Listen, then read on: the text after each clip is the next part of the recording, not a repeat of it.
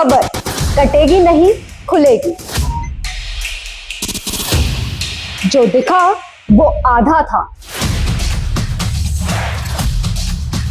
खबरों का अनकट सच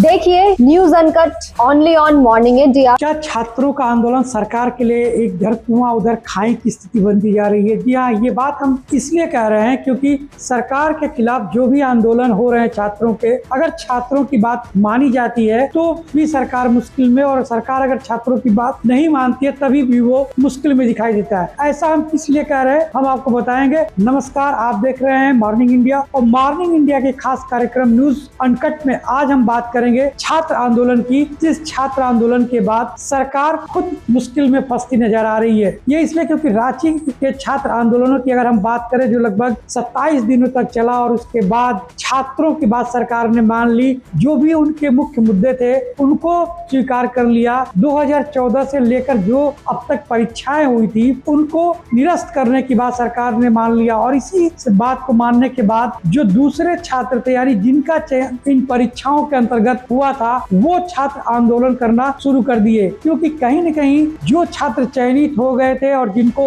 कुछ 6 महीने पहले इसी सरकार ने नियुक्ति पत्र बांटा था और उनको बाकायदे 6 महीने से सैलरी मिल रही है उनके जॉब की, वो उनका जो पूरा भविष्य है वो अंधकारमय हो गया। क्योंकि 2014 से लेकर अब तक जेपीसीएल की जो भी परीक्षाएं की थी उन परीक्षाओं को सरकार ने निरस्त कर दिया, और उनकी जांच जो सीआईडी से कराने की बात की गई है, और उस जांच के बाद अगर उन परीक्षाओं का कह सकते हैं कि रिजल्ट नकारात्मक निकला तो उन छात्रों का क्या होगा जो 2700 के करीब छात्र जो चयनित हुए हैं और जिनको सरकार ने नियुक्ति पत्र दिया है। ये सिर्फ एक जगह की बात नहीं है। अगर छात्रों के दबाव में इस तरीके के फैसले सरकार लेती है, जहां पहले से ही परीक्षाएं हो चुकी हैं, लोग नौकरियां कर रहे हैं,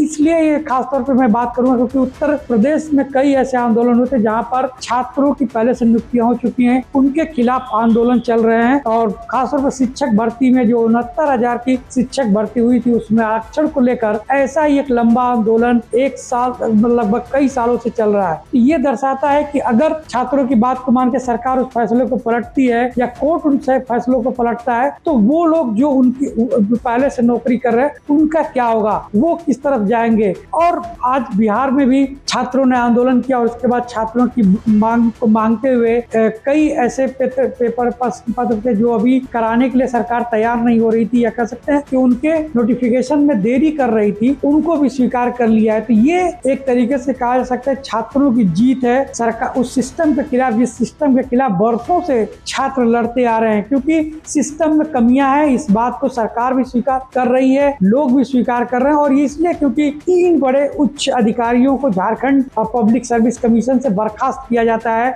उनके खिलाफ जांच बैठाई जाती है, और मुख्यमंत्री स्वयं इस बात को कहते हैं कि हाँ सिस्टम में कमियां थी, जब हमने जांच किया, अंदरूनी जांच की, तो पता चला कि इसमें तमाम तरीके की खामियां थी, उसको हम यहाँ बता नहीं सकते, लेकिन जब एक लंबी जांच करेंगे तब जाकर ये पता चलेगा। और उसी के साथ कह सकते हैं कि आरोप प्रत्यारोप का दौर भी शुरू हो गया कि इसके पहले जब बीजेपी 2014 से अगर हम बात करें तो उस वक्त बीजेपी की सरकार थी, उसके बाद जेएमएम की सरकार आई और दोबारा जेएमएम की सरकार चल रही है। इनके बीच में यानी इन 12 सालों में कई ऐसी भर्तियां हुई, कई ऐसी परीक्षाएं हुई जिनके द्वारा कुछ जगहों पे तो ऐसी भी बातें सामने आ रही हैं कि लोगों ने सिस्टम में इस तरीके से सेंध लगा रखी थी कि अपने घर परिवार नात रिश्तेदार से लगाई सभी लोगों को इस सिस्टम के थ्रू उन लोगों ने नौकरियां दिलाई, नियुक्ति पत्र दिलाए, और वो लोग वर्षों से नौकरियां कर रहे हैं। क्या होगा उन लोगों जब ये जांच आगे बढ़ेगी, जब ये पता चलेगा कि इन लोगों ने सिस्टम में इतने बड़े बड़े लूप होल थे जिसका फायदा उठाकर अयोग्य लोगों ने नौकरियां पाई, अयोग्य लोग उस पद पे बैठे हुए हैं जहां पर उनको नहीं रहना चाहिए, और योग्य लोग की जिंदगी खराब हो गई। यानी कह सकते हैं कि जो लोग उस परीक्षाओं में उत्तीर्ण नहीं हुए होंगे वो आज 10 साल बाद उस लायक नहीं होंगे कि वो दोबारा परीक्षा दे सके, तो उनका क्या होगा। तो एक तरीके से सरकार के लिए एक तरफ कुआं है तो एक तरफ खाई है। अगर उस छात्रों की बात करके जांच कराती है और जांच के बाद अगर